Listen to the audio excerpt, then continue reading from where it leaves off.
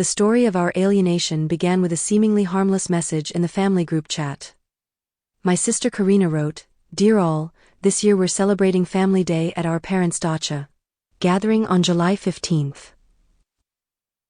I was just about to write that my husband Lev and I and the kids would definitely be there, when a follow-up message arrived, "We need a head count for space. If you're definitely coming, message me privately." I did. Karina's reply hung in the air, "Sofa, we miscalculated a bit. There's really no space left in the house. It will just be the essential people." I was stunned. The essential people turned out to be Karina herself, her husband Stas, their twins, our parents, and Aunt Lida with her husband. My family and I didn't make the essential list. Lev, as always, tried to find a rational explanation. The dacha is small, maybe we really don't fit? But he hadn't seen how, just a month earlier, Karina had boasted on Instagram about fitting 2 new fold-out beds on the veranda and building an extension. There was room for everyone. Except for us. I didn't tell my daughter Elisa and my son Mark that they had been excluded from the collective celebration. I told them we would go to the water park that day instead. They were happy, but a flicker of confusion passed through their eyes. Family Day was a special tradition with barbecues, songs with a guitar, and launching paper lanterns. On the morning of the 15th, I decided to drop off the gifts. I had bought my mom an expensive tea set, my dad a barbecue tool set, and my nephew some construction sets. We drove up to the dacha around noon. There were 3 unfamiliar cars parked by the gate. Laughter and music spilled from behind the fence. The party was in full swing. Lev stayed in the car. I went inside, carrying the boxes of presents. The first person I saw was my dad. He was standing by the grill with a fork in his hand, looking at me with such genuine surprise, as if I had landed from Mars. "Sofa. What are you doing here?" "Brought some gifts," I squeezed out. My mom came out of the house, followed by Karina. That awkward silence fell, thicker than any scream. "Thanks," Karina finally said, taking the boxes. "We'll look at everything later." They didn't even invite me in. I went back to the car and cried. For the first time in many years. Lev silently stroked my shoulder. We went to the water park, as we had promised the children. They were joyful, splashing down the slides, while I sat on a lounger and watched other families, complete, inseparable, having fun together. The next morning, I opened a photo editor. I made a collage. On the left was Karina's story from the day before, showing them all launching those very paper lanterns. On the right was our photo from the water park. I captioned it, "It's amazing how one family can have 2 different family days.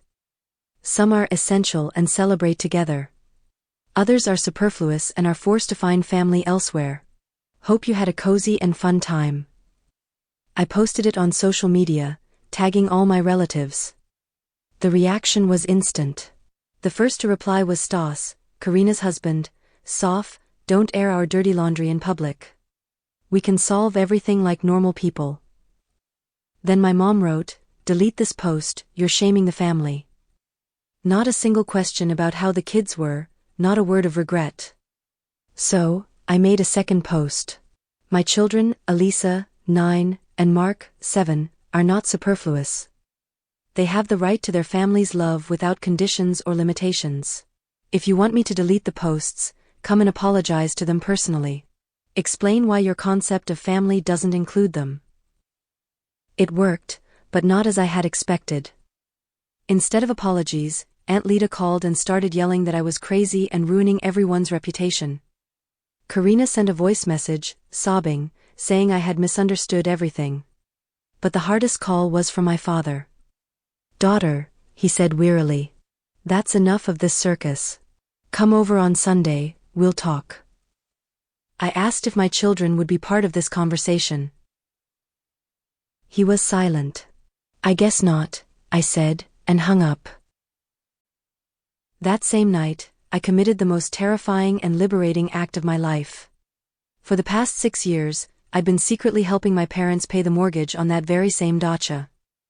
One day, they found themselves in a difficult situation, and I took on part of the payments, $1,487 a month. No one knew about it except me and the bank. Not even Lev. I logged into my online banking and cancelled the automatic payment. Without emotion, almost mechanically. When I showed Lev the statement with the total amount, all those years, he turned pale. I didn't know. They said they were managing on their own. They were managing at our expense, I replied. And at the expense of our children's self-respect. After 2 weeks of silence, a formal invitation arrived. Karina was throwing a birthday party for her kids at a new entertainment center. Dear Elisa and Mark, we are waiting for you at the celebration, the bright card proclaimed. I showed it to the children. Elisa studied it carefully and asked, Mom, are we essential again now? Mark added, I don't like it when they only invite us when everyone is watching. Their childish perceptiveness was ruthless and accurate. I photographed the invitation and posted it to my stories. First, there was no room for 2 children on Family Day. Now there is room for them at a public party with clowns and photographers. My children are not actors for your perfect family performance. They will not appear where their love is measured by the number of available seats. We didn't go to the birthday party. Instead, we went to the zoo, fed the animals, ate ice cream. The children were genuinely happy, without a shadow of doubt about the sincerity of the day. For months have passed. Sometimes I get messages from my mom, how are things? But never how is Elisa? How is Mark? How are they doing in school? It's as if she's afraid to ask about them, for fear of breaking the fragile truce of silence. And I finally understood. We didn't lose a family. We lost the illusion of a family. And in that loss, we gained something more valuable, ourselves, our little unit of 4, our small but real fortress whose doors will never have a no vacancy sign.